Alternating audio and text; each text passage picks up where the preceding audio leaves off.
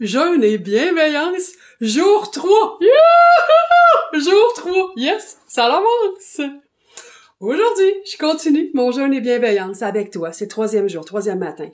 Et je reprends mes premières phrases. Traite-toi comme la personne que tu es responsable d'aider. Parce que tu l'es. T'es la personne que t'es responsable d'aider. Il y a présentement 90% de la population du Québec, du Canada, qui est résistante à l'insuline. 90%. Et il y a plus de, selon les recommandations des nutritionnistes du Canada, selon le Guide alimentaire canadien, plus de 70% de notre assiette est composée de glucides. Vois-tu le lien entre les deux? En tout cas, moi j'ai envie de faire ça aux autorités. Hey, allô? Réveille-toi! En attendant aujourd'hui, je vais te parler des petites histoires du quotidien. Tu vas voir, c'est tout en douceur notre rencontre. Hélène, au bureau, elle a observé que Monique, elle avait de la misère avec certains tableaux Excel. Alors Hélène, elle sait que Monique fait ça le mercredi.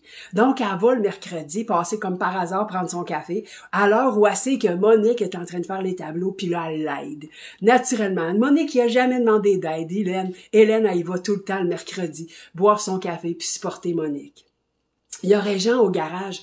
Il a observé que Patrick, il égare ses outils. C'est sûr qu'on pourrait peut-être dire que Patrick a un déficit de l'attention, ou ben, je sais pas, peu importe. De toute façon, il y a de la distraction là-dedans, puis Régent, il a bien observé, puis Patrick est tout le temps là en train de chercher ses outils. Fait que maintenant, Régent, il le spot où Patrick laisse ses outils, puis quand Patrick fait « Ah, veux-tu bien me dire où est-ce que j'ai mis? » Régent sourit, puis lui dit « Ah, il est à telle place, il est à telle place, il est à telle place. » C'est comme ça qu'ils font équipe, puis qu'ils passent à travers leur journée ensemble.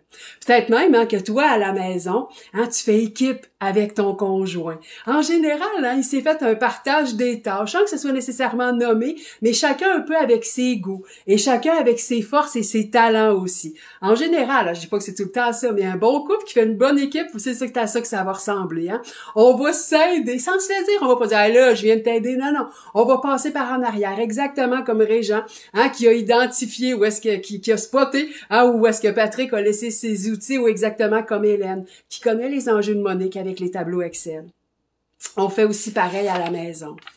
Pourtant, dehors, quand tu écoutes les nouvelles, ou quand tu suis les réseaux, peu importe, t'entends beaucoup de bruit. T'as du bruit qui dit que l'humanité est mauvaise. Regarde ça, il y a des guerres, les gens font des guerres, l'humanité fait les guerres, il y a tout le temps eu des guerres. Alors, si l'humanité était bonne, il y aurait plus de guerre. Il y a une crise climatique, si l'humanité était bonne, il y aurait plus de crise climatique, on serait en train d'adresser ça maintenant, aujourd'hui. Il y en aurait plus de crise climatique, on aurait déjà tout changé si l'humanité était bonne. Et puis, il y a de l'inflation, si l'humanité était bonne, on aurait déjà changé des systèmes économiques ou des affaires qu'il faut, il n'y en aurait pas d'inflation, il n'y aurait pas de crise politique parce qu'on mettrait pas des gens au pouvoir. On ferait ça différemment, on aurait changé le monde déjà si l'humanité était bonne.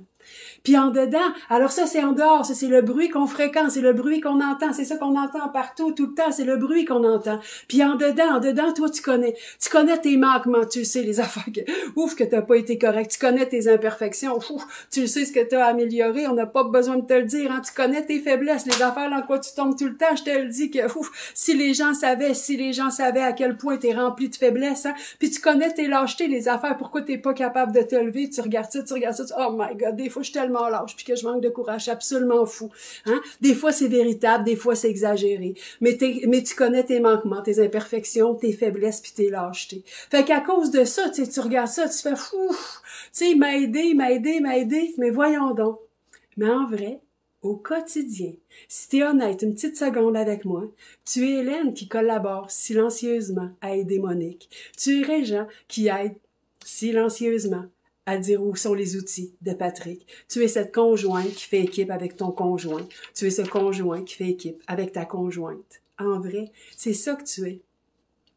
Pour vrai, si on est honnête ensemble ce matin, là, tu vas admettre avec moi que t'aimes aider. Toi, là, pour vrai, quand quelqu'un a besoin d'aide, tu vas lever la main. Si t'es capable de l'aider, tu vas dire oui.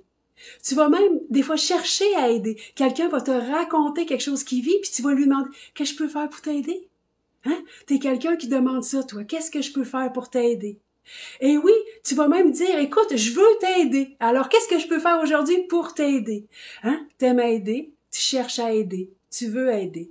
C'est ça que tu es, en vérité, si on s'installe puis qu'on est honnête ensemble ce matin, toi et moi. Et ça, entre toi et moi, on est juste entre toi et moi. Est-ce que ce n'est pas la définition d'une bonne personne? Hein? Une personne qui est généreuse, qui est tout le temps, qui a le cœur sur la main, n'est-ce pas la définition d'une bonne personne? Alors maintenant qu'on vient de voir que t'es une bonne personne, parce que t'es Hélène, t'es Régent, puis t'es la conjointe ou le conjoint. Maintenant qu'on a vu ça ensemble, est-ce qu'on peut admettre que tu mérites d'être aimé? Hein? Que tu mérites ton aide? Que tu mérites ton aide parce que t'es une bonne personne? Aujourd'hui, communique avec moi. Communique avec moi, puis je vais te guider pour que tu te procures les produits que j'utilise pour jeûner cette semaine. C'est 5 jours de jeûne. Je sais que tu es capable de faire ça. Puis, avec les produits que oui, c'est ça, avec les produits que j'utilise, c'est plus facile, je te le promets. Mais même si toi, tu trouverais ça difficile, ça se peut que toi, tu trouves ça difficile la première fois. J'ai trouvé ça difficile la première fois. Eh bien, si ça se produit, c'est 5 jours. T'as déjà relevé des défis plus grands et plus durs que ça, 5 jours. T'as fait ça, toi, déjà dans ta vie. Relever des défis plus grands que ça, plus longs que ça, 5 jours. Tu mérites ton aide parce que tu es une bonne personne. Le jeûne, en échange, toi, pendant 5 jours, tu prends soin de toi parce que tu es une bonne personne, et le jeûne, en échange, il va diminuer l'inflammation dans ton corps. Ben oui, tu vas avoir moins de douleur, ça c'est garanti. Les autres affaires, je sais pas, mais c'est sûr que ça fait baisser la douleur qu'on ressent. Les douleurs musculaires, articulaires, on en a moins. Tu vas avoir plus de clarté, plus de concentration. Oui, ton cerveau, il va te dire merci en te donnant de la clarté, de la concentration. C'est assez fou, le bien que ça fait. Ça se peut aussi que tu vois de la différence sur ta peau. Hein? Ça se peut que tu vois de la différence. Entre autres, peut-être que des fois, on a de l'acné, hein, selon notre cycle menstruel. Ou bien d'autres fois, on a les pores dilatés en vieillissant. Ben, le jeûne, il répare ta peau. Ça se voit, la peau, c'est bien plaisant.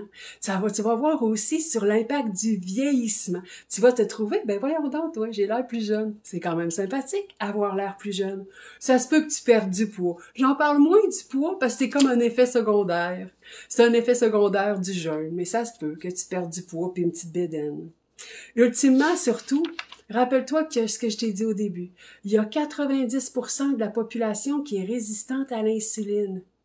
Et peut-être que toi puis moi, en jeûnant, on est ensemble pour faire baisser cette statistique-là, pour littéralement changer la qualité de santé de la société dans laquelle on vit. T'es une bonne personne, tu aimes aider.